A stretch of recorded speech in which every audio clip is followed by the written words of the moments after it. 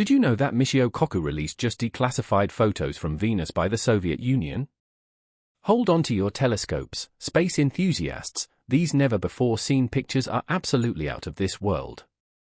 Rumor has it they reveal some baffling secrets of our torrid neighbor, Venus. What could these decades-old snapshots captured by Soviet lenses tell us about this enigmatic planet? Are we on the brink of redefining our understanding of the universe? Join us as we dive headlong into an interstellar treasure trove with renowned physicist Michio Kaku, unearthing mysteries that were hidden among the stars for years. The cosmic race began decades ago.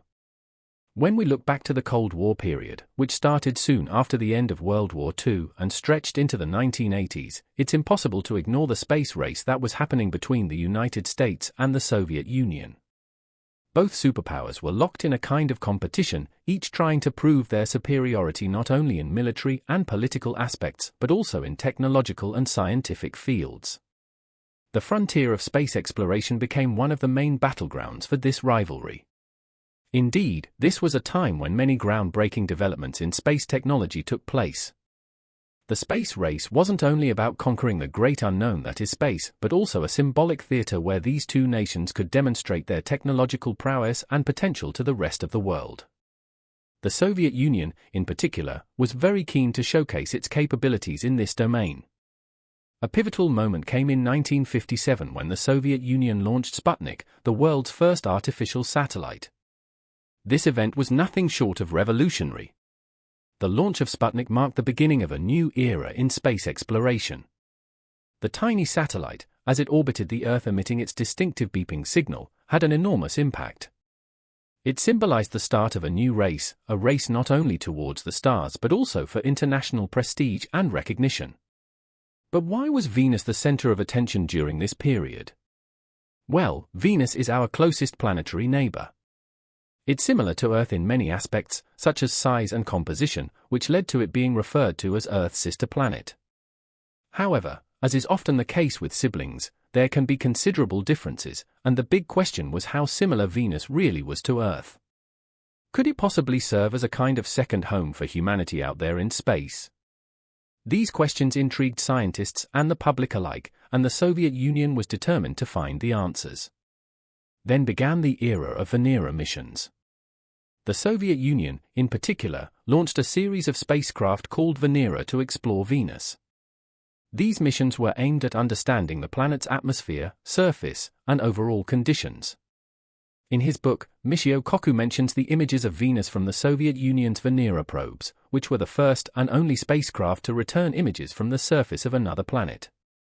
To add more information to this topic, it's important to note that Venus was a target for many missions during this period. Now, exploring Venus isn't like taking a stroll in the park. The conditions there are extraordinarily harsh. We're talking about scorching temperatures that could melt lead, clouds teeming with sulfuric acid, and atmospheric pressure so intense it could flatten a human. But the Soviets were undeterred. They were ready to face these challenges head-on. The first mission in this ambitious endeavor was Venera 1, which launched in 1961. However, it didn't exactly go according to plan. Instead of reaching Venus, Venera 1 ended up soaring past it by an enormous 62,000 miles. Rather than conceding defeat, the Soviet Union demonstrated remarkable resilience. They quickly rallied and launched Venera 2 the next year. Despite their efforts, though, Venera 2 followed in the footsteps of its predecessor and also failed to reach Venus. But as the saying goes, third time's a charm. The Soviet Union held on to this optimism and launched Venera 3 in 1965. This time, they struck gold. While Venera 3 didn't make a smooth landing, it crash-landed. In fact, it still managed to transmit valuable data back to Earth for a few brief minutes before succumbing to Venus's brutal conditions. This experience served as a turning point for the Soviet Union's approach to their space missions. They came to realize that to glean substantial data from Venus, their spacecraft needed some serious upgrades. They went back to the drawing board and redesigned their spacecraft to be more robust, packing them with cutting-edge tools. Each spacecraft was now equipped with a detachable pod known as a descent module. These modules were stuffed with an array of instruments, including a barometer, radar altimeter, gas analyzers, and thermometers. The idea was to collect as much data as possible in the short window of time the descent module could survive on Venus's surface. Now, let's circle back to the intriguing part of your question. What did the Soviets discover on Venus that they kept hidden? To answer that, we might need to delve into more historical data, examine the records of the subsequent Venera missions, and perhaps look at declassified Soviet space program documents. You see, the Venera missions didn't stop at Venera 3. The Soviet Union pushed forward with the next mission, Venera 4, and this one was a game changer.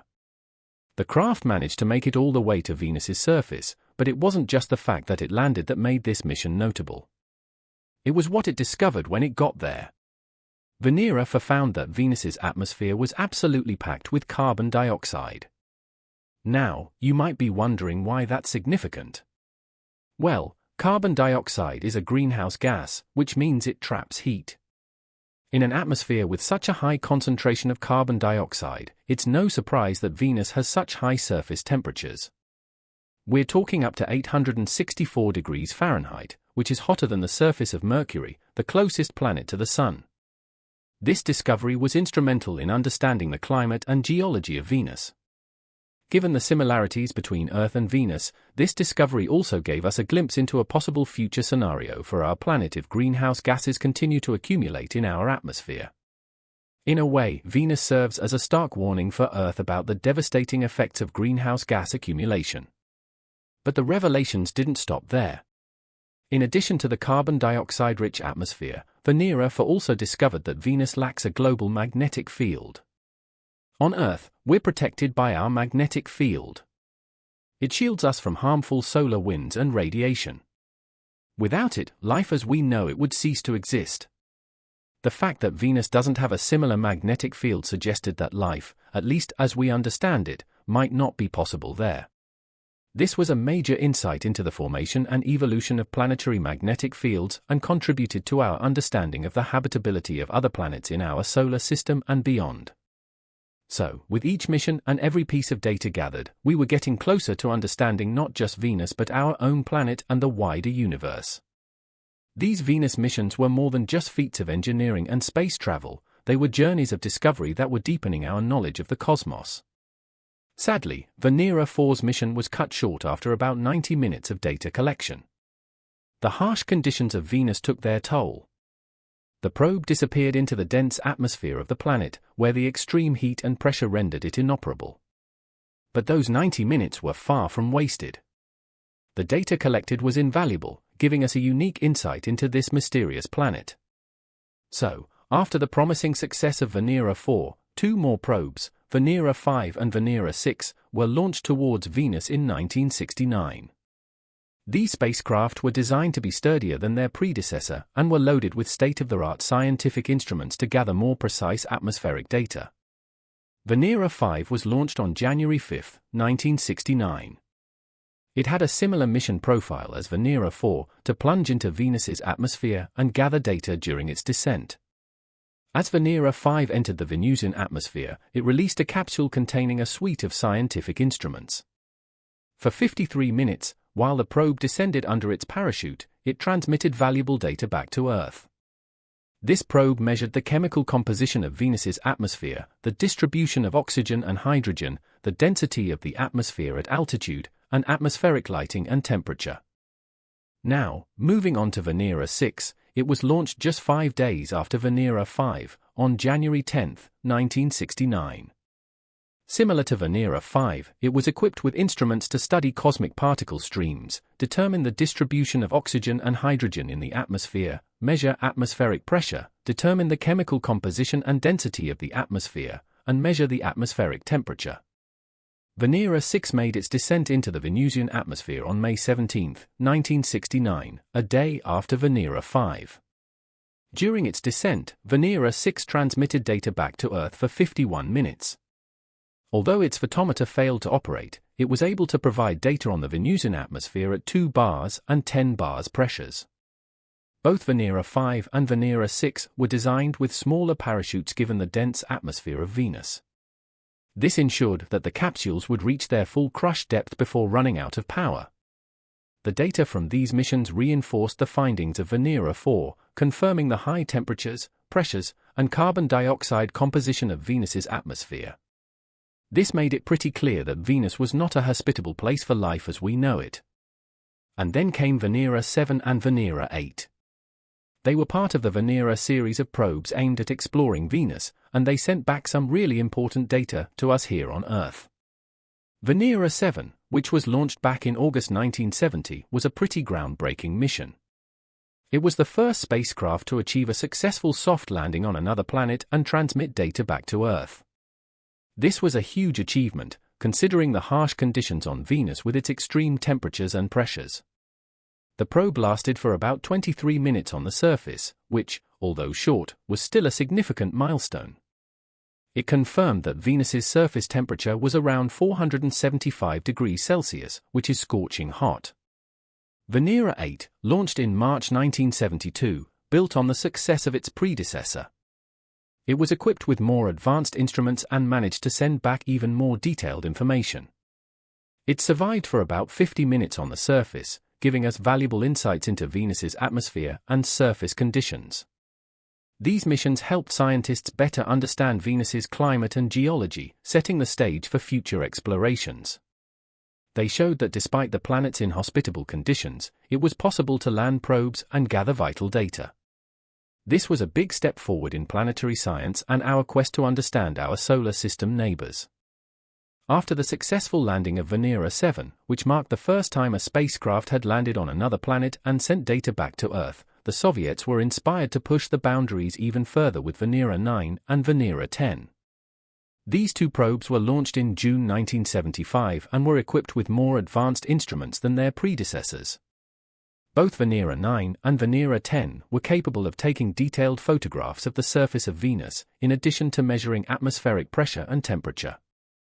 The images they captured were nothing short of astonishing. For the first time in history, humanity could gaze upon the rocky, desolate landscape of Venus. These images revealed a barren, hostile world with rocky outcrops and a cracked surface, completely devoid of any signs of life. This visual data, combined with the atmospheric measurements, gave scientists a much clearer picture of what Venus was like. The atmosphere was confirmed to be thick with carbon dioxide, with clouds of sulfuric acid perpetually shrouding the planet, and the surface pressure was found to be about 90 times that of Earth's at sea level. These findings were crucial in understanding the conditions on Venus and why it was so different from Earth, despite the two planets being similar in size and composition. Now, let's move on to the Venera 13 and Venera 14 missions, which were launched in 1981. These missions were equipped with even more sophisticated instruments, including cameras, X-ray fluorescent spectrometers, and devices to analyze soil samples. They were designed to provide more detailed and comprehensive data about Venus's surface and atmosphere. Venera 13 was the first spacecraft to successfully land on Venus and transmit color images of the planet's surface back to Earth. The images it sent back showed a desolate landscape, strewn with rocks and covered in a fine layer of dust. The X-ray fluorescent spectrometer onboard Venera 13 analyzed the composition of the Venusian soil, revealing that it was primarily composed of basalt, a type of volcanic rock. This was a significant discovery, as it provided insights into the geological processes that had shaped Venus's surface. Venera 14, which landed shortly after Venera 13, also provided valuable data about Venus's surface and atmosphere. The soil samples analyzed by Venera 14 confirmed the findings of Venera 13, further supporting the hypothesis that Venus's surface was primarily composed of volcanic rock. Both missions also measured the composition of Venus's atmosphere, confirming that it was primarily composed of carbon dioxide, with trace amounts of nitrogen and other gases. These missions were instrumental in advancing our understanding of Venus and its geological and atmospheric processes.